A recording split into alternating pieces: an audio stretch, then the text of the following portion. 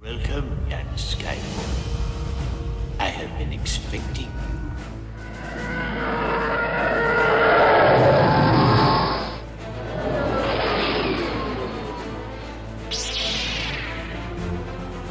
I got a really good feeling about this. Don't get technical with me.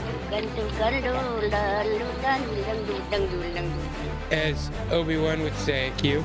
Now I'm lost. What are you going for? I just thought you were going to say, may the force be with you. What does Obi-Wan say? He says hello there, but we're leaving, so why would I say that? We would be honored if you would join us.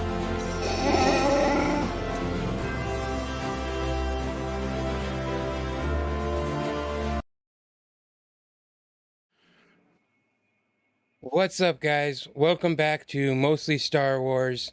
We are back to discuss the latest episode of Andor. I'm joined by my regular trio of hosts. We have above me, there's Crazy Quinton. Hello there.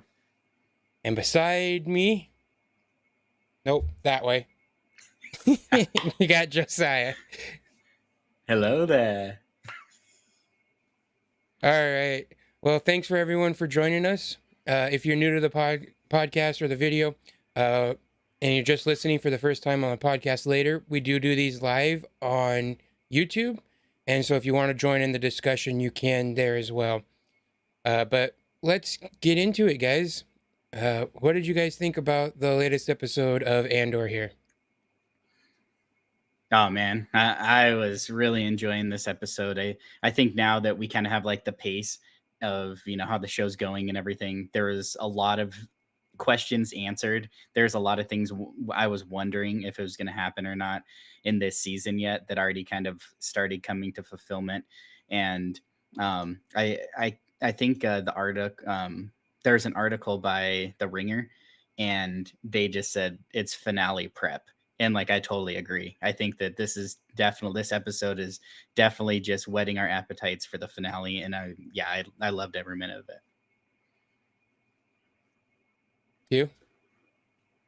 I mean, obviously, I've loved every episode of this show, and this one was fantastic. Like Josiah said, setting up for that next episode, for everything to come clashing together at the end is fantastic, and I just can't wait. Wednesday can't come soon enough. I'm so excited, but I'm also I don't want to say I'm disappointed, because I'm not. I just really wish that there was more. Like, not that I'm not at all disappointed with what we've gotten. I just really want more. I want more and more and more. It's been so good. So I just want to say hello, Rebellica, in the chat there. How's it going? Hey. It's nice to see you again. Yeah, good to see you. This is almost like you said, a setup for the finale, but it's like it's interesting because even though you know that, like, you kind of figured that not much was going to happen in this episode, but a lot does. But it's all very somber. It's like, okay, we're setting it up and we got this, your heart's beating for the anticipation, but it's also like sad at the same time. And yeah, basically what Rebellica just said, B's reaction to Marva passing was heartbreaking. Oh, and yeah, that's one thing that really got me too. I actually, if you didn't see Rebellica, I did make a video on that earlier in the week. Go ahead and check that out too. But from the start, the first second episode, I was like, I loved B2 as a character. Just his little, the way he acts and the way he talks, and the little, you know, imperfections that he has made him so believable as a character. And man, it was rough when hearing him say, "I don't want to be alone. I want to be with Marva." Yeah. Oh man, that was heartbreaking. So heartbreaking. And I think just like the loneliness, like, is already starting to sink in too, because then he also wants to he wants to be with him too. You know, like he wants to stay in the home, that has that connection to Marva, obviously, but he still doesn't want to be by himself. And like asking him to spend the night, oh man, like that too was just like, I don't know, like I can't remember. Somebody was saying like that it was kind of corny, right? Somebody on Twitter or something like that. And Q was, what did you say? You're just like, if that's corny, you don't have a heart, Yeah. But it's just like, it's totally true. Like if you can go through this show and not, it not like wreck you, when B is having like this realization, of what happens and, what's moving forward and everything that he's going through. It's like, yeah, like, oh man, like I don't know someone who could watch that and not just feel wrecked inside for the poor guy, because we've got to see him in the flashbacks too, right? So we've seen him for a long time. And so like all of that, up into this moment, that's just that was such a sad moment.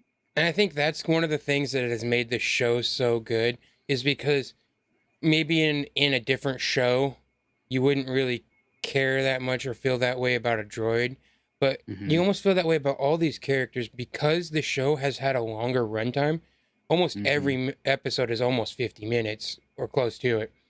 And so and it's slow, and everyone complained about it being slow at the beginning. But I think that slowness actually allows us to spend time with these characters and get attached, which is really going to be heartbreaking, because probably everyone's going to die in either the end here. I almost guarantee that some characters are going to die in this next episode.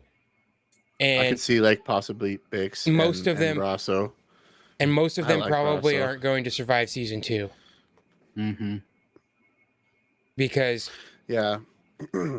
since we're talking about B2's reaction, and Tyler's video kind of made me think about this, and I kind of want to talk about it. What do you guys think of the possibility that these emotions from these droids either potentially being like, maybe there's multiple types of droids in the galaxy? You have droids like this who have these emotions, who are more I don't want to say human, but like sentient and have their thoughts. And then there's more like just programmed machines, like B1 battle droids that are just a program doing what it's programmed to do. Or is it potentially that you get these kind of emotions out of droids who are very old? It's very possible that B here is 30, 40, 50 years old at this point. Yeah. And we know R2 is an old astromech droid when he's got all of his character. And you think of C-3PO in Rise of Skywalker at the end when he's like, I'm taking one last look at all my friends. And exactly. He turns around and looks at them. But for me as a viewer, I feel like he's not just looking at them. He's also searching his memories of all of his friends. And so he's not just looking at the group that's there, but everyone. And so I kind of, like exactly what you're saying.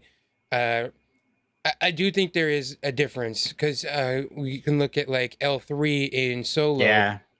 Very personable, very sentient in her thinking. Yeah. Basically, I think that does. Yeah, I think that does have, a bearing on it, like how old they are, and then what their life was like. Like if they were created and they always did one thing, they had no human interaction, it might be a little different. But for these ones that were spent really close time with humans for an extended period of time, and then obviously with humans who cared for the droids and saw them as something more than just machines, I think that they're basically they're becoming more and more sentient based on the way that they're treated and like the interaction that they're having. And I think that's why Star Wars is so good, because they don't have androids where they basically look like humans, but they're robots so much, like they look 100% like a machine, but then they're starting, or there's so many that have these human-like emotions. And so I think that's why like these droids like really draw you in, because you don't initially look at them and say like, oh, I care about this thing. But then as you start to see their interactions with their humans, that they obviously are growing attached to, and vice versa, then it's like, so it's kind of like a slow burn, just like the show, really. Like you slowly get to see what their personality is, and then you actually care for them as something and not just a machine. So, Rebellica says, from the EU books, the extended universe, droids' memories were wiped frequently, and droids who weren't like R2 developed more personality. And that just seems, yeah, that just kind of goes along with what you're saying, because yeah, basically, the longer you're alive, the more the droid has the ability to begin to think for itself and grow emotions and everything. And so, Yeah. and then Cammy waves. Yeah. Hey, Cammy, thanks for jumping in. Good to see you as always. And yeah, so the emotions you get out of B2, and it's almost like he's the audience's viewpoint. And so for everything, and so that's kind of, we're looking at through his eyes, and he's sad about everything, and kind of like you said, I have seen people mentioning that this is one of the first times that a character has really shown compassion towards the droid. And because Brasso, he's like, come on, B, let's go. And he's like, you want to stay? Can we stay? And so he literally sleeps over at Marva's place for the droid. I love that scene because he's like, let's go. And B's like, I'm charging. And Brasso says, you've been on that thing all day. And then as soon as Brasso agrees to stay, he, B2 gets happy and he speeds off of his charger and he goes to sit next to Brasso. Like, he didn't need the charger. That was his excuse to not leave. Yeah. That was such a touching scene. So then I wonder if there's the theories of B2's memory possibly becoming K2. And I kind of, now more and more, I wasn't like loving that at first idea, but now more and more I'm kind of like, if this is how we get B2 to stay alive is to become K2, I'm kind of okay with that now. You mean until Rogue One? Oh yeah. Because I mean that's he does his job. Man, that'd be crazy. And yeah, I'm fine with that. I was thinking about well, the voice is different, and I'm like, well, it's not like really different. It's actually kind of close. I feel like it's kind of similar, and you could just chalk that up to the voice regulator of the droid being different, Or simply put, yeah, he's a newer droid with full power and capability. I mean, we know B2 is an older droid, obviously, and because we saw in the flashbacks that when he talked, he didn't stutter. Yeah. And so while he's older, and now he's got the little stutter, and we learned that he always is running low on battery. He always needs to be on his charger. It is like, now that I'm like, if you really think about in some of like their interactions, because K2 sometimes even goes directly against what Andor is saying, like in Rogue One and stuff. But then when you think about it, it's always like for the hit, like Cassian's good, and like, so then if you really start this, like, I could see that if, now that she B2 knows him obviously better than anyone. So I could see that. And that would be pretty cool.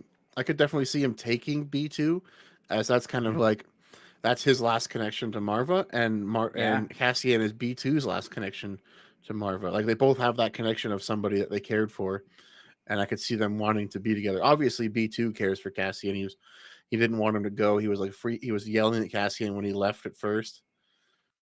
Yeah, like, so you should stay. The other thing to think about now is, just thinking about this, going down this lane, right? They've already introduced us, to that droid type, and they have been using them as enforcers. So what could happen is, the Empire uses these, droids as enforcers, and one of them is somehow like taken offline, and then also B2 is injured at the same time, and that connection could happen. So yeah.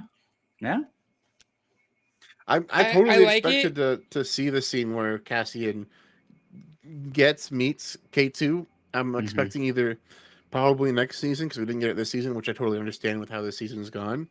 But I still do want to see that moment. Like, obviously, he's a very important character in Rogue One. See, I think I get what you're getting at, but I'm almost like, I almost feel like they're setting up for it to be a super tragic. B2's gonna do something to save Cassian in the finale. Oh man. Oof. And yeah, If B2 sacrifices himself to save Cassian. Yeah, I don't some like way. that. I mean, think of, like, that good would be writing and like the When a robot dies to save a character, and you're already like, you're just thinking about it, you don't want it to happen. Like, that's good character development. In fact, I actually think that this is now going to happen now thinking about it, because in like almost every arc, what has been the theme of how to get out, climb. It's almost like they're like foreshadowing it in a way, because those are the same words that K2SO says to him before in Rogue One, is to climb. That's their way out. And so if they're almost setting it up for B2 to sacrifice himself in the last episode, because it's it would make sense. And Rebecca says she can see him sacrificing himself. Yeah. And but I mean, maybe Josiah's right in the fact that he does that. He sacrificed himself, but his memory core is still there. You can still salvage that, his memories and his personality, and recover that. Even though he did the heroic thing of sacrificing himself, he could still live on as K2. Yeah, I mean, because I feel like there's also, as far as sacrificing goes, we also, I mean, this whole episode, like, is kind of playing into it too. But like, we also have Bix, which we've been getting to know a little bit more about, and the relationship that she has with Cassian. So that is also, a very prime person for a sacrifice on Ferrix. And then we also have Brasso. So like that's another prime dies next episode. Yeah, another prime character. And like, I mean, definitely a lot of people could die. But yeah, if they're gonna like single it out to a few, then yeah, I mean, oh man, I would hope that it'd be more like in the battle, B2 gets injured and then somehow is salvaged. But oh, hey, I have to do some shout outs in the chat. Real Shady Unicorn says, hey, hope everyone is well. Thank you so much. Thank you. We are having a great time talking Andor. And Rue Diggs, hey, I finally am catching an episode. Mosa Martinez just subbed. I can't believe I never seen this show before. Now I won't miss it again. Oh man, you're the best, man. Thanks for jumping in and all the support. Yeah. And well, this whole episode almost felt like, sorry to get distracted from the chat, but there, I didn't mean to cut you off. No, you're good. But this whole episode kind of felt like the beginning of like an Avengers movie, where everything is gathering and hitting perfectly, because we know what we're getting in the finale is like every character we've seen doing different things and being different places. They're all going to be on Ferrix for this last episode. We know that. Yeah. And so, well, yeah, we're going to have, who's going to be at Ferrix? We're going to have Cinta. We're going to have Vel, Deidre, Luthen. Cyril's going. Cyril. Yeah, Cyril's I there. wouldn't be surprised if Sergeant Linus Mosk joins Cyril on Ferrix. Yeah, he's got to be there. B2, Brasso, Bix. Like, it's going to be pretty much everyone that we've been introduced to recently.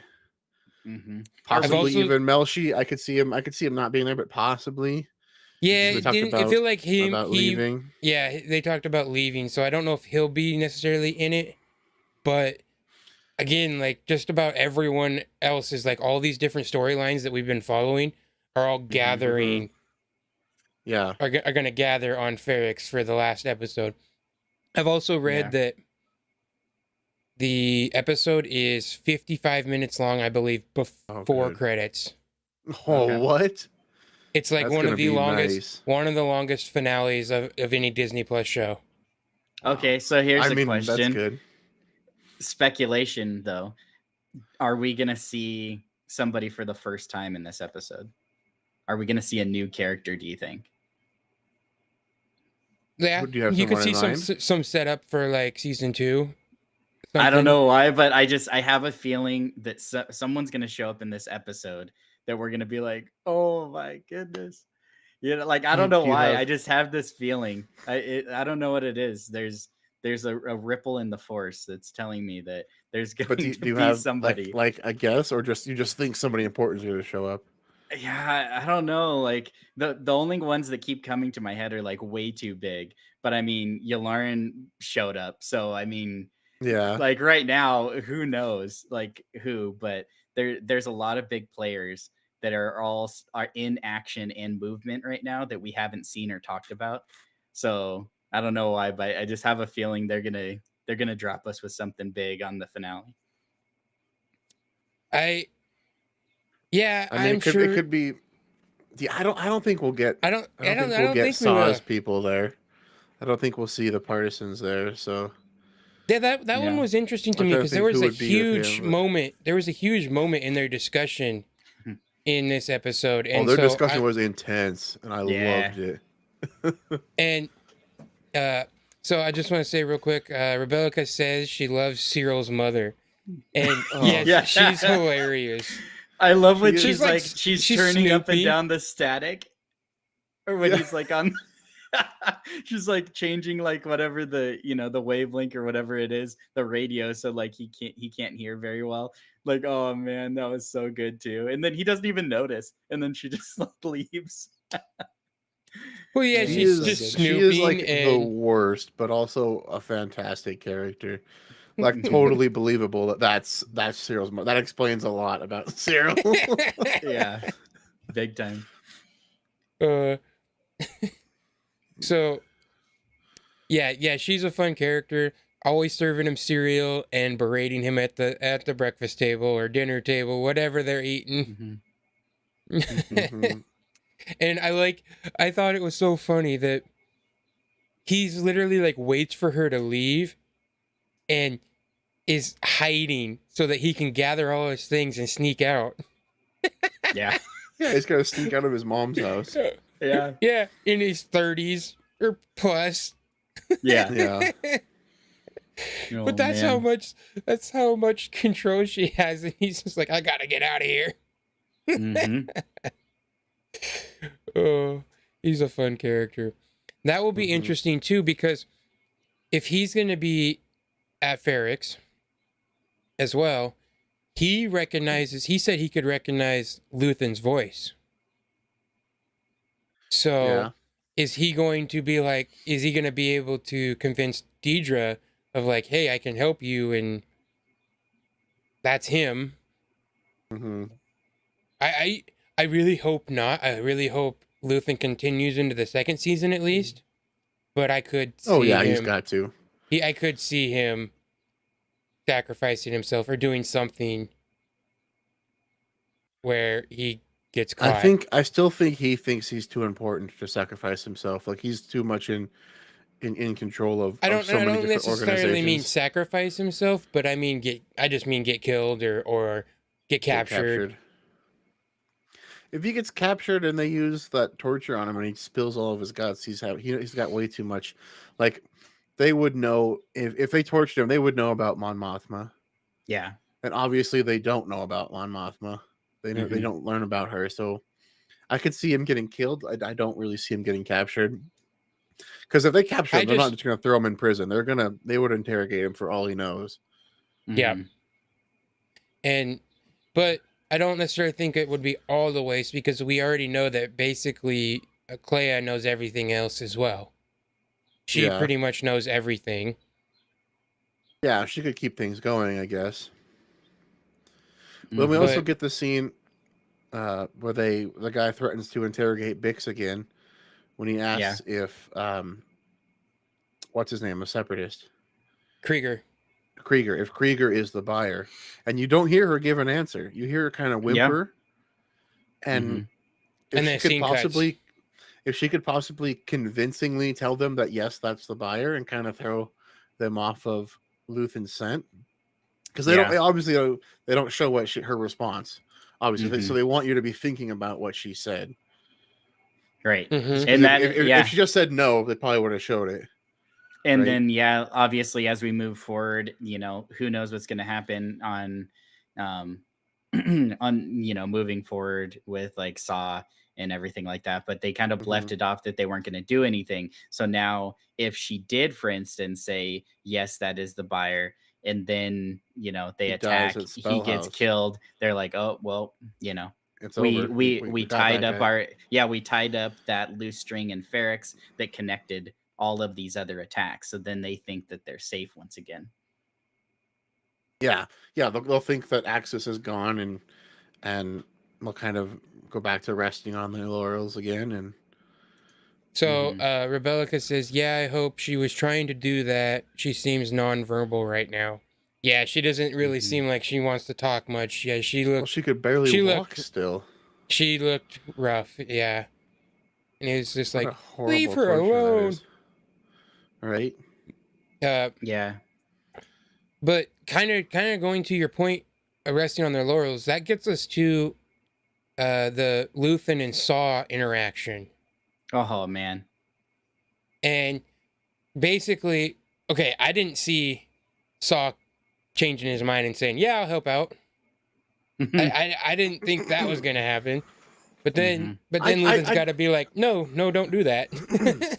I could see happening just because it's well, he might not want to work with Krieger. He always wants to hit the Empire. Right. And more forces are better at that. Yeah. And that's what Luthen's point was in the first conversation. Like, we need to put aside our differences if we're going to fight these guys for real. I love how I just thought of it. Well, you guys are making fun of me for calling him Two Tubes the other day, because that was actually his name. And then he calls him Tubes in the show.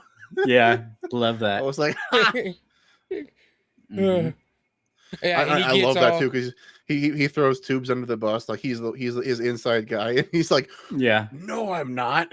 Yeah, that was so amazing. And then like even Saw believed it.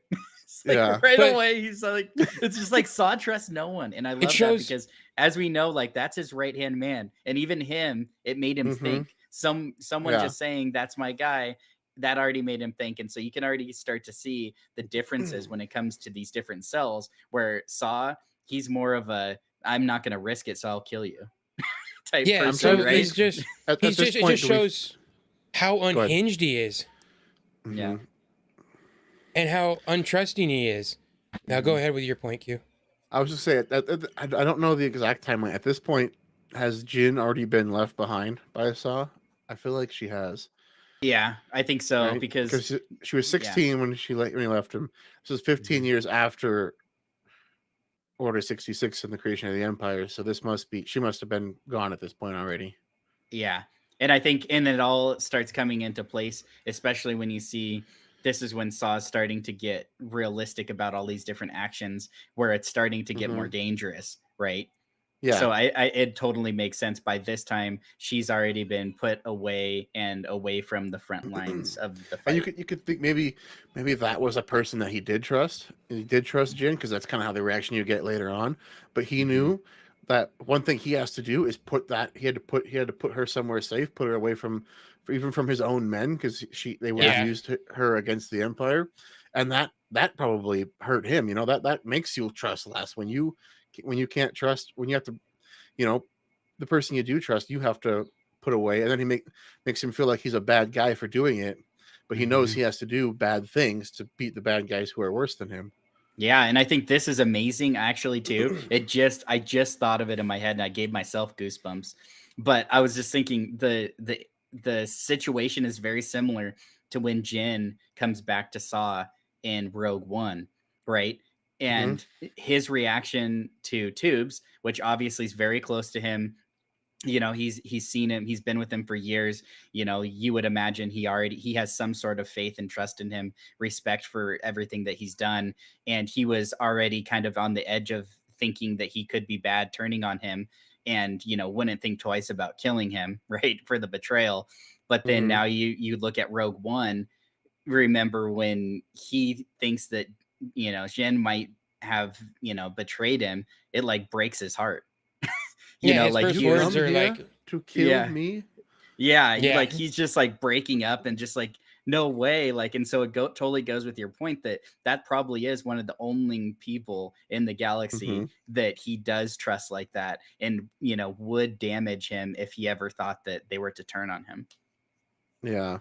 and I I just love just this whole interaction between Forrest Whitaker and Stellan Skarsgård. Like two incredible actors, man. This whole scene was like, how many times do you hear people talking about they love the parts in Star Wars where people talk? Yeah. Well, this show has really been. I could just listen to dialogue from this show always. So It's so good. good. It is. and Yeah. it's so because it's so well written, it's so impactful, and Hmm. it you have to pay attention to everything that's said because it's all so important. Hmm. Yeah. And I was kind of trying to get to your point, Quentin, about the Empire resting on their laurels. That's kind of what Luthen wants, and he's why they're selling Krieger under the bus. Basically, is for the fact that he's if the Empire knows that their info was right on Krieger and they kill him, they'll think, okay, we've got this all under control, everything's good. But if they warn him and he doesn't go through with the attack, then they'll know They'll that. know it's a bigger problem. Yeah, they'll know, and they'll be exact. And I think it's funny that Luthen uses Saw's own paranoia and his own untrustingness to basically be like, hey, if we don't let them do this, then they're going to act like you are acting right now and not trust anyone and know that they have problems and be looking for the person. They'll be looking for Lonnie. Yeah. But if they sacrifice Krieger and his men, they'll think they'll snuffed it out, and that especially if Bix gives up Krieger as access, Yeah. Mhm. kind of like As the buyer. yeah. were talking. If that happens, then they're going to think that they've won. They've beaten this little rebel. Band of rebels. Yeah, and that Yeah. they kind of snuffed it out. And so, Well, and I totally love this scene. I mean, it makes sense that he goes to Saw, because if he doesn't go to Saw, Saw will probably just talk to Krieger and go forward with the mission. But he has to Saw has to not do the mission, because if Saw gets captured, Saw can link to Luthen. He knows him and he's seen him, whereas Krieger doesn't have that. That's why Luthen can let him go, because even if they capture him and torture him, he doesn't know who Luthen is, whereas love that Saw line. does. I love that line when he's like, "Yeah, I know him. I've been in the room with him, but he doesn't know that." Yeah, that was. Mhm. That just goes to show Luthen's skill at blending in and at hiding in plain sight. Mm-hmm. And I think the other thing too at this one, I don't know if you guys like, took this at all, but I kept kind of feeling too, especially after the end of last episode. Now we know how like internally tortured Luthen is. I kind of felt like there was moments here where Luthen was like, "Saw, make this decision for me. Like I can't be the one to say all like send all these 50 men to death. Like that's can't be my decision alone." Right? Like Yeah. he was like kept saying like he was leading him to say you like agree with me, or like like it's not that bad, or like some sort of like reassurance or something that this is the right thing. Like, I felt like it was, there definitely was the fear of him being caught out, found out about, but I felt like there was also like kind of like a deeper feeling that Luthen's like, I need somebody else to like agree or say that this is the right thing. And see, this kind of reminds me of the video I made, like, is Luthen a former Jedi?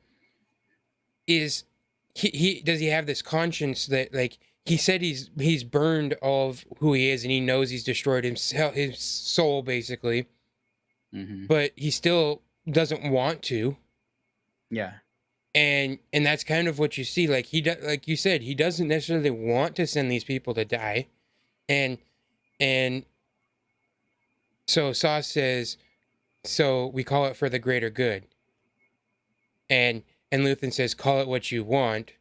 And then Saw gets this awesome line. It's, let's call it war. Mm-hmm. And it's like, oh yeah, but you know that Luthen it's doesn't. Like goosebumps again. Yeah. Yeah. and so, Luthen doesn't want to give up those people, and he's, like you said, he's even doubting it. He's basically, he says, I'm not sure now, and that's why he's there talking to Saw. Basically, have Saw make the decision. But I mean, does he really have Saw make the decision? I mean, he basically takes Saw to gunpoint to explain his point, to make Saw understand. Yeah. But I did like that, because he takes the gun and he's like, you can't walk out of here. And he's like, I'm just doing this so you'll listen. Basically, he's like, I'm not threatening you. I'm just like, shut up for a minute and let me talk and explain it. Yeah. And yeah, so I'm not sure if we'll see Saw or them at all in this next episode. I kind of feel like this is an ongoing storyline that will continue through season 2. Yeah, I kind of agree. Yeah, that's what I was kind of mentioning earlier. I don't think we're going to see Saw and his group go to Ferrix. I don't think it's important enough for them. Right. If we do see them, I think it will be another thing like this, where it'll just be like an off, and it'll maybe be another building of something to come in season 2. Yeah. Speaking of like off-screen things, we didn't really bring it up, but Marva passed away off screen, and that was a really kind of bold and interesting move, I think, because obviously, that is a character well beloved by everyone, and so I thought that was kind of interesting that they played that. So I kind of feel personally that we're gonna get those moments in a flashback, like from like B or something like that. You know what I mean? Like I feel like that's such a huge moment that was just kind of like glossed over, that it's like, that's crazy if they're not going to give that any screen time, because that's a pretty big deal. Yeah, you mean her death? Or yeah, her death. Yeah, like maybe B2 and Cassian talk about it the moment or something, in like what she said, and maybe it does a flashback and it shows her talking to him saying, tell Cassian XYZ, because I was like, man, that's such a huge moment, and like I just can't imagine that that's all that we're gonna see of her. I could totally see something like that. I wouldn't even be surprised if like everything happens and then say Cassian escapes with B2, and then he shows them the message, and that's like the final scene of the episode. Yeah, maybe like her giving him motivation to fight for the greater good. Yes, and then that's like, and that's the end of the episode. That just thinking about that gave me goosebumps. Well, I think something that was kind of like very quickly glossed over, but very important. The when he goes back to, was it Namos, the planet, the tourist planet, or Namos or something? Yeah, when he Planet goes, he sneaks into that. He sneaks into his old room, and he's above the shower. He's got hidden. Did you see what's in that case? Yeah, it was Nemik's credits, 2 pistols, and Nemik's manifesto. And he opens it and starts playing. And it was like just at a random point. So obviously he had been listening to it. Mm-hmm. and it was important enough for him to keep it hidden with other stuff. So Yeah. I feel So- like that's a huge part of it too. So That's true. Rebecca said that. Sorry, I didn't mean to interrupt you. You're good. She just said she knew that we all knew that that Marva was going to pass away, and Fiona Shaw did such a good job. Yeah, she really Yeah. did, and Yeah, I love I- Marva's character. That was fantastic. she's a very And- strong mother, but also caring and Yeah, you have that very strong personality, but obviously, and obviously Her- the community feels for her too. So obviously she was good to the community, right? Like she was a good Yes. person. Mhm. yes, because everyone is sad and everyone was that. Like, how many people were in there Caring when for she was? her. Yeah, and you And also after know she like. passed, yeah. And it's not even her. You'd know that Bix would have been in there, and as it Pack was his name Pack, the The guy who got killed or was gonna get killed. you know that all of those people would have been in there as well if they could have been, and Yeah. Mhm. like you said, you can see the community because everyone's just staring, and I thought was really interesting because they describe it. I think to Deidre, they describe the Ferrix custom is that Oh, you're basically turned into ash and made into a brick, so that you Mhm. can build. Be part of Ferrix. Build as part of the future. Be built as part of Ferrix's future as well. That's what I felt like. Yeah. But I saw tons of memes of saying like, Marva's want her brick. She's gonna want thrown through an ISB window. yeah. That's fair. That's fair. Well, and like Rebecca mentioned, we knew she was going to pass away, and that was pretty obvious because she was. Well, obviously, it's a important character to Cassian, who is again going to have to die to get him to where he needs to be. But Mhm. and we knew she was sick, right? People would keep checking on her. In the last episode, the doctors were saying that she won't take her pills. She's hidden her pills because her pills make her not want to eat, and she'd rather eat than take her pills. So we knew she was sick and she was going to die. I just didn't expect it to be off screen. I expected it to be like her doing something rebellious against the ISB there on Ferrix. And again, here they are subverting your expectations with how you're expecting these characters to die. We know it's going to happen, but we're always been wrong about how it happens. And still, Yeah. I think the off screen, just somber, And even just if you quiet, know it, just quiet, and she was, the Imperials they're not. They know she's Cassian's mom. They were watching her, but they're not like, oh, she was a rebel, so we can't do your custom with her. She's just gonna go get buried in a hole somewhere. But obviously, a big part of the community, and everybody's sad, and the way that just the reaction, the reaction from B2 is, Mhm. I think, almost more heartbreaking than if she was throwing rocks or shooting at stormtroopers and then she got shot back. Like, Yeah. obviously that would have been sad, but not as bad as, I feel like this is almost more sad. I would not be surprised to see some flashbacks here in this episode because they're gonna go down Rick's road too. That was another thing. They're like they Yeah. needed the permit to do that, and so I, because we kind of saw the flashback with his father, Yeah. Clem, and I definitely could see some similarities here in some flashbacks. This show has been really good at doing what George does, making it rhyme. A lot of the stuff you have seen patterns from the show to other Star Wars content. We are just in this episode alone. It was almost like we got that emotion of Marva dying right at the start, and you got the like gut punch, Yeah, And then- you were in it from the beginning of this episode. and then Mhm. it kind of like the rest of the episode happens, Mhm. and then you get to Cassian at the very end getting that same gut punch that we started the episode with. Mhm. And so Well, and it's you also get the gut punch in between with Mon Mothma talking to Val yes. and basically having to admit what the possibility is or what she was possibly considering thinking about. And then so like she also has that, and then has that weird kind of moment where the daughter's in like a like a cultish situation from her home planet.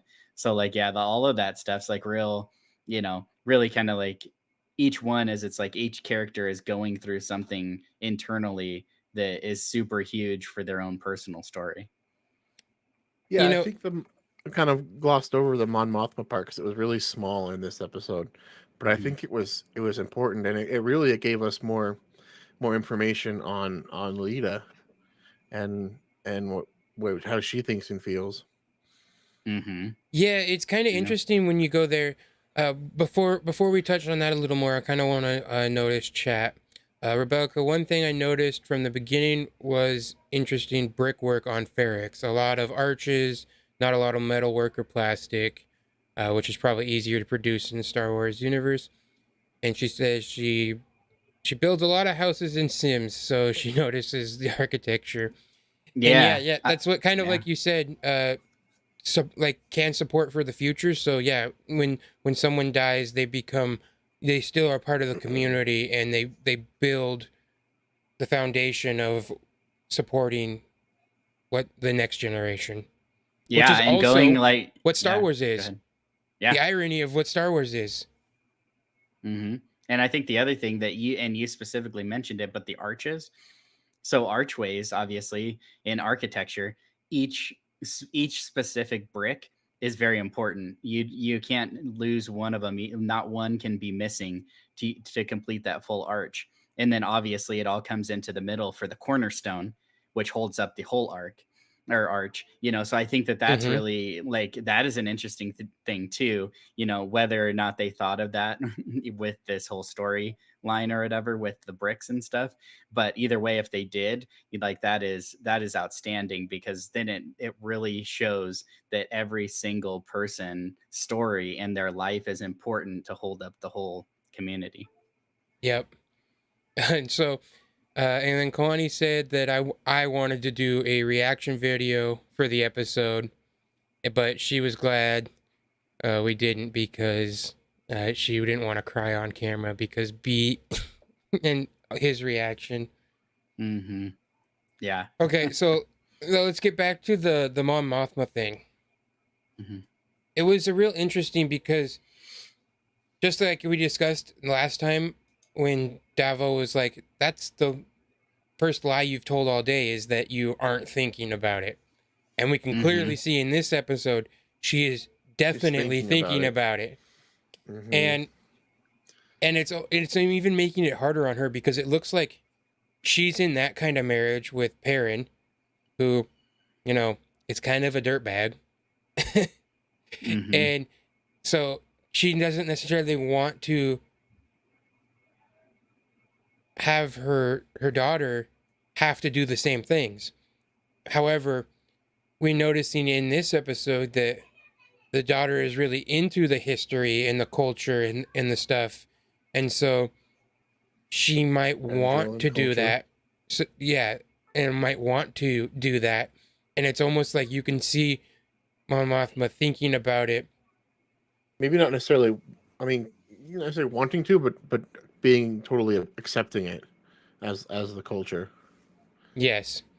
And It's interesting that she says that it's even stronger here than on Chandrila, meaning maybe this is like something that they're trying to hold on to their Chandrilan culture, even while they're not, while they're far away from Chandrila.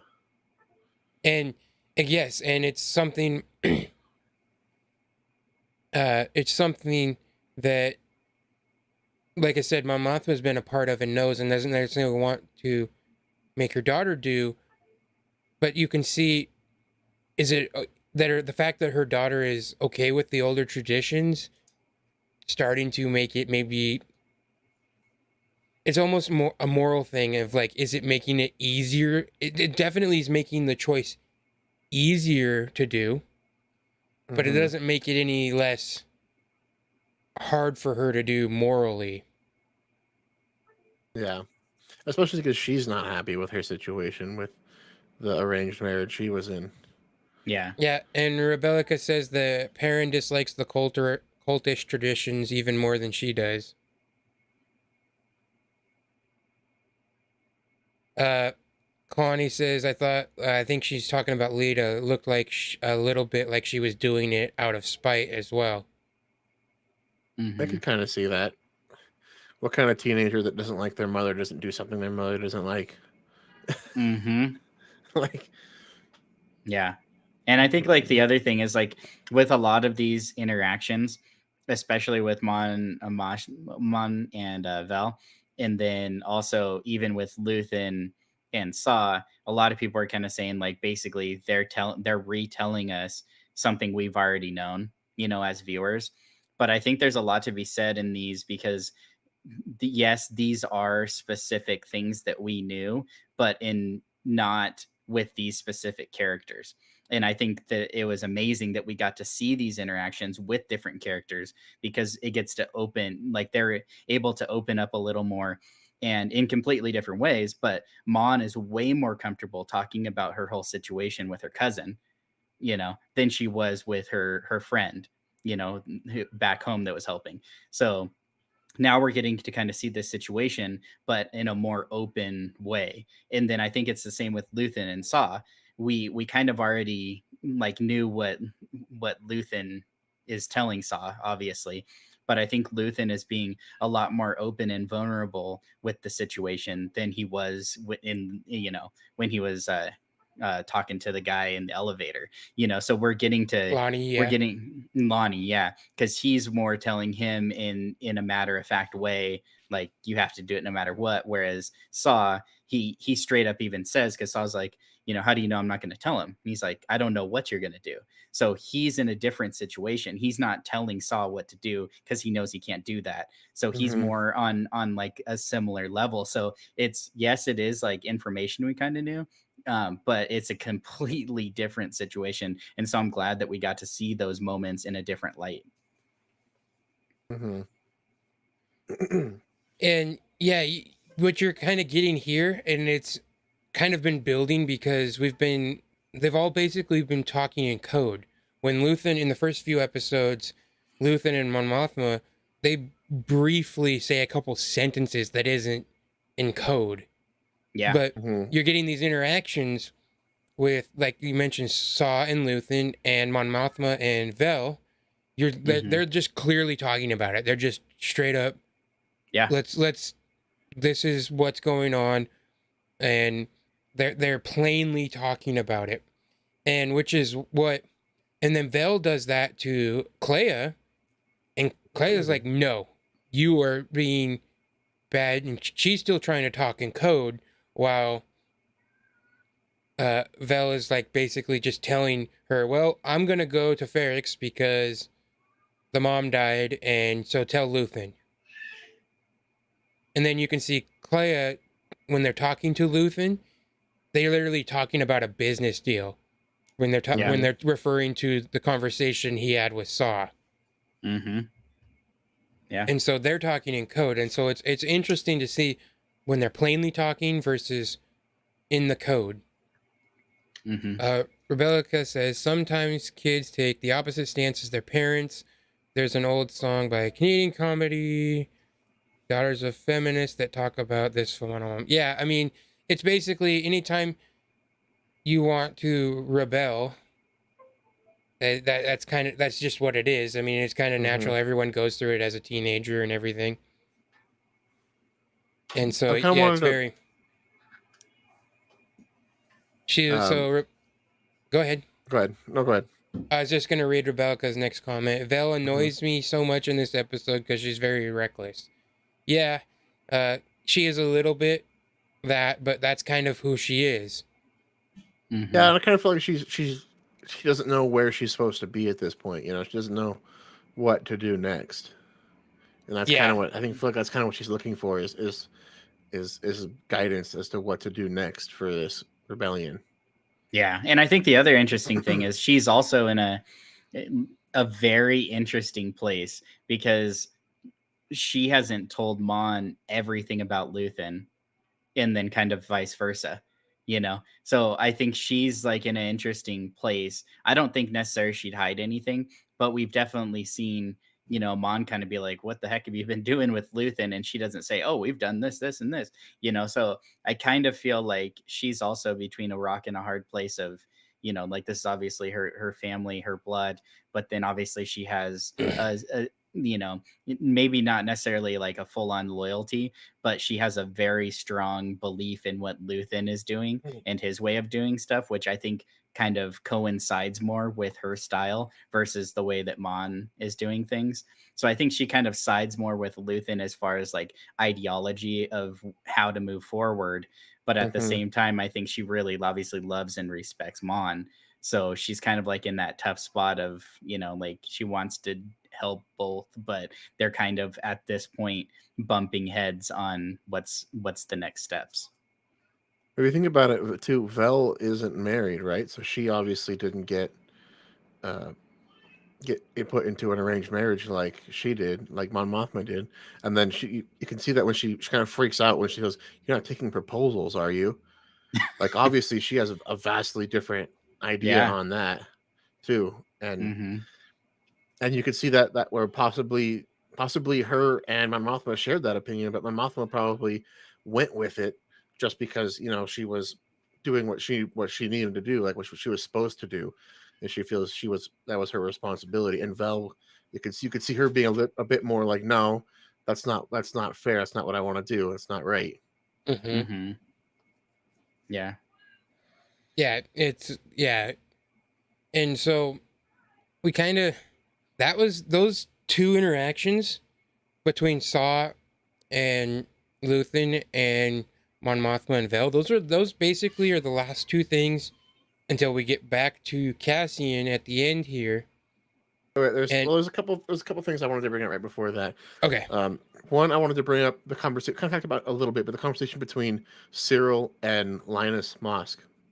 Mm-hmm. As you can see, like Cyril, you know, he's back to Coruscant. He's not living the up life, but he's comfortable. He's got a good job. He's got a comfortable place to sleep. And you've got Linus Mosk, who's as he describes it, life's been a little more rugged for me lately.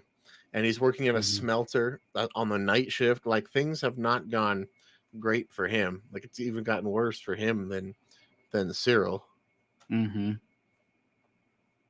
And I kind of feel bad for him. And I hope we get more of his character in the next episode too. I want to see him meet up with Cyril. Yeah, me on too. Ferrix.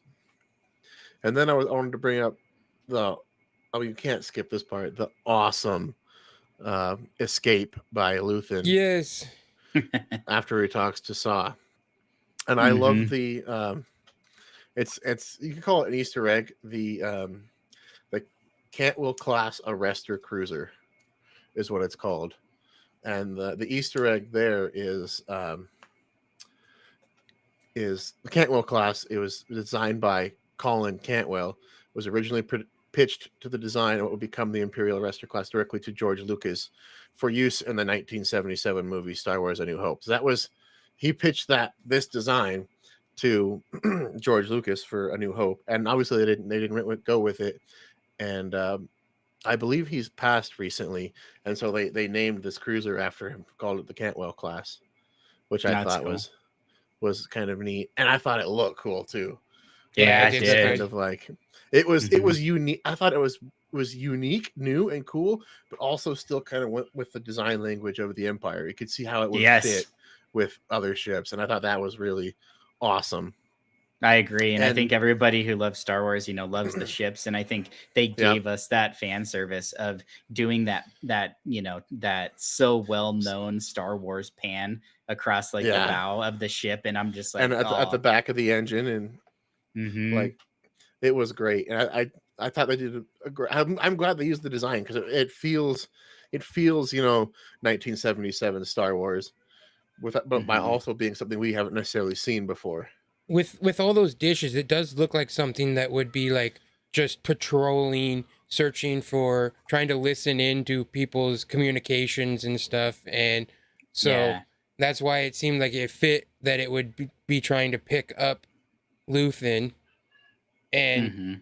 I loved they did the tractor beam, and I loved his the way he destroys the tractor beam was so cool with just all the pieces. I don't even know if they were. I don't even think they were anything but just debris. It was like he was just launching Pretty debris much. into it. Well, because you notice he asked obviously the droid inside the ship what strength the tractor beam's at, and the droid goes, "It's class 2." So what does he do? He floors it. They have to crank up the power of their tractor beam, and therefore when he releases the debris, that's pulled into the tractor beam even harder. Yeah. Mm-hmm. I love this scene where when he floors it, you can kind of see the bridge like shake. Like obviously that little Fondor's got enough to, even though it's being held by the tractor beam, kind of shake the ship. Mm-hmm. And I only like, obviously Luthen's got money from somewhere, because this craft that he has built for himself is awesome. All these little gadgets and gizmos. Well, yeah, and, you know it's built. He's spec'd it out. it's customized. It's a hot sure. rod, like George liked. Yeah. Yeah, and Cassian even said it too. I think the first time he went in, he was just like, "I've been in one of these. This is like not that, you know." Yeah. And so, and you get the feeling that Luthen wanted to shoot some ties, wanted to. He's getting a little angry that it's not working out necessarily like he's wanting to, because he could have just like jumped to lightspeed right away as soon as he was outside. But no, he auto cannons one of the ties down. He flies right in front. And I was thinking of it, like, why would he want them to see the ship so closely? But it also made sense because the ties had passed him. So if he was right in front of the ship, then they wouldn't necessarily shoot at him right away, because they could shoot their own ship. Shoot at their own ship. Yeah. And so that made sense tactically. But then, he could have also, they didn't shoot him. He could have flew right by him, but no, he gets out his laser, I don't know what you call them, the lightsaber cannons, and just be like, I know I'm about to escape, and you can't even turn around that fast, but I'm going to kill you anyway. He pulls out like his Darth Maul Sith lightsabers. Yeah. Yeah. they reminded me more of like the lasers from the gunships from Attack of the Clones, but low altitude attack transport. Yeah. But it still was pretty awesome. It was like, oh. Well, they also have the tie, the first tie that gets shot down. People confused it and were thinking it's a tie bomber. That's not actually what it was. It's a boarding craft. And you actually see it at the end of Rogue One too, and it's because it doesn't have the little bomber chute hanging off of it. Yeah, but you can see that thought in the Imperial mind of, we have this design, we can alter it very little to do these multiple different things, and that makes sense. When you're spending hundreds of billions of credits on Imperial Navy, you want to be able to restructure pieces as much as possible, especially when you're not concerned with anyone else being able to technologically match you. You don't need things designed specifically for little individual things if no one's going to be a technological threat to you. Well, I just kind of wanted to touch on again how the ending was with Cassian there, and you can see in his face that he's not okay, but when the way he says it, I really, it was just it's really interesting writing, because when Melshi asks him, "Is everything okay?" he goes, "Yeah, everything okay." That's not what people would say. If someone normally asks you, you'd be like, "Yeah, everything's fine," or "Yeah, everything is okay." You wouldn't say, "Yeah, everything okay." Like, he was just like, he couldn't even think straight, because his sentence was not how you would normally talk. everything okay. And then Yeah, everything. you get the same scene because he's reflecting on Marva dying, but what is he doing? Looking out over the ocean.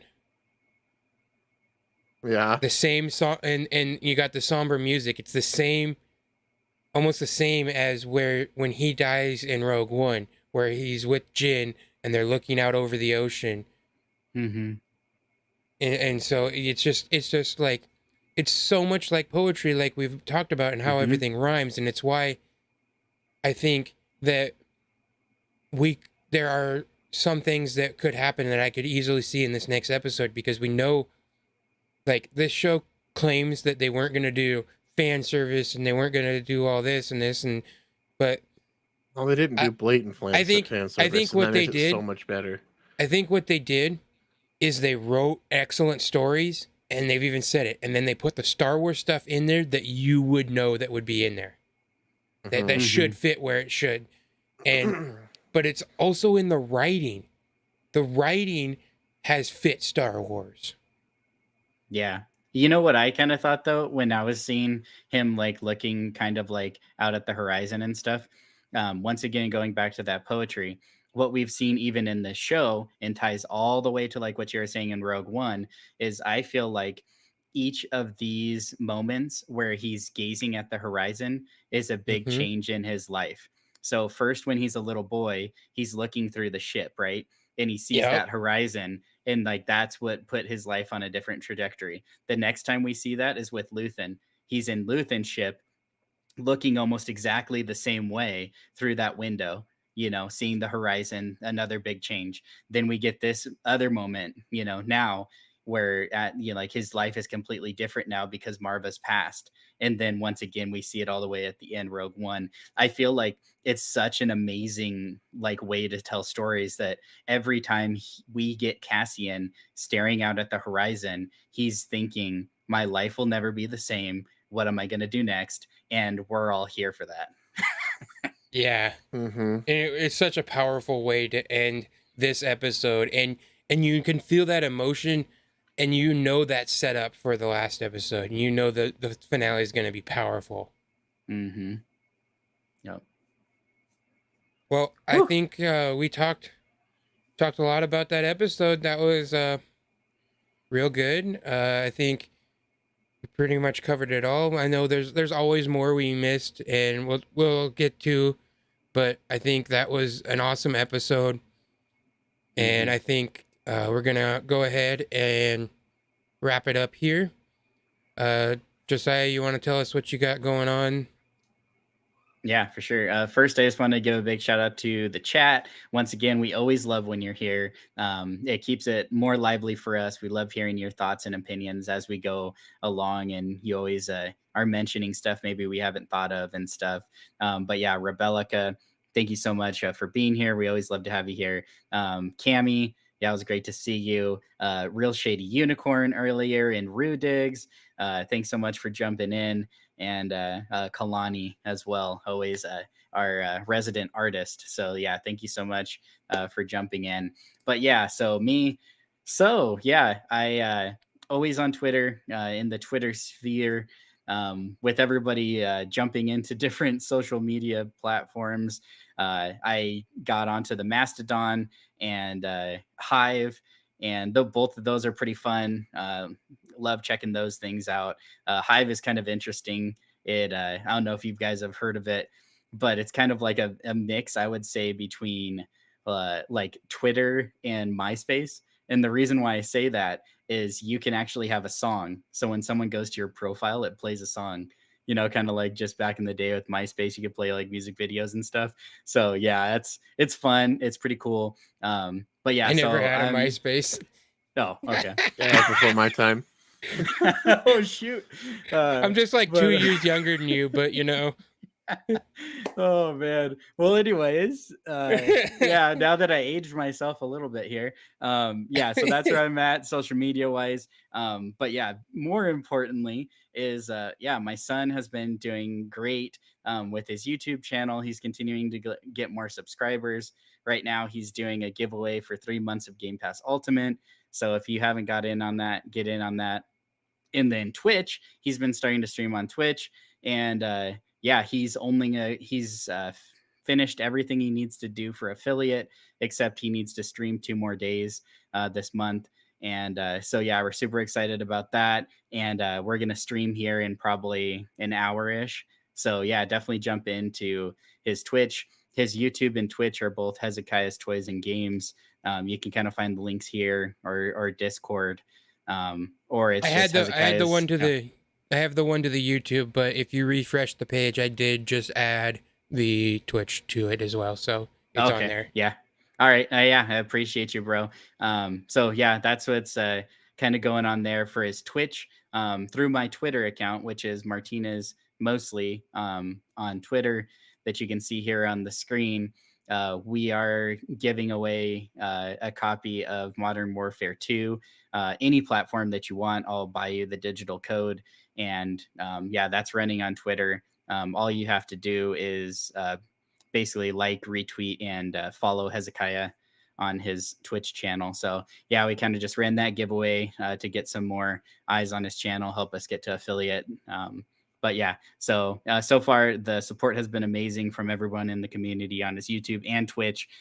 So yeah, thank you for that. Rebellica said, "Congrats on Twitch, Hezekiah." Yeah, I'll definitely let him know. And yeah, we've been having a blast doing that. But so yeah, that's where you'll find us.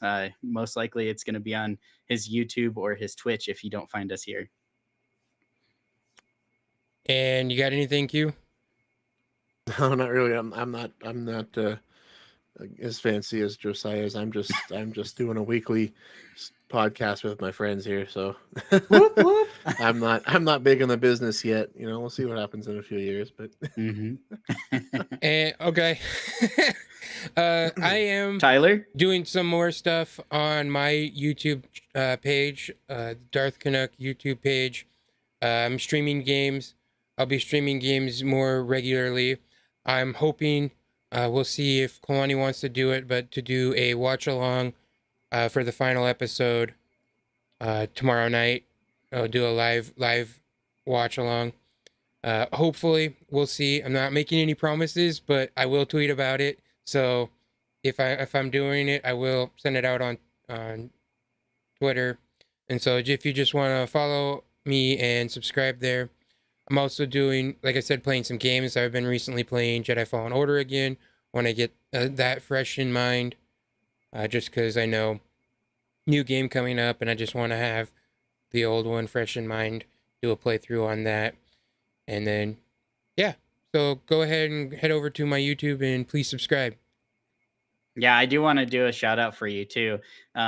Tyler has also started kind of getting into like shorts, and they're really good. He's done at least like one. How many have you done? I've done two. I did two of them on this last episode that were both are on this channel. I did initially release it on my own channel, but I think I'm going to do a lot more of them on this channel. So if you're not already, get subscribed for more of those. Yeah, and if you haven't, they're awesome. If you haven't, check them out. They're pretty interesting, and I had a lot of fun doing them. And I'll probably do some more of them for this next episode. Sweet. All right. Well, thank you guys. Thank everyone in chat. Thanks for the good show. And we'll see you next week. Goodbye.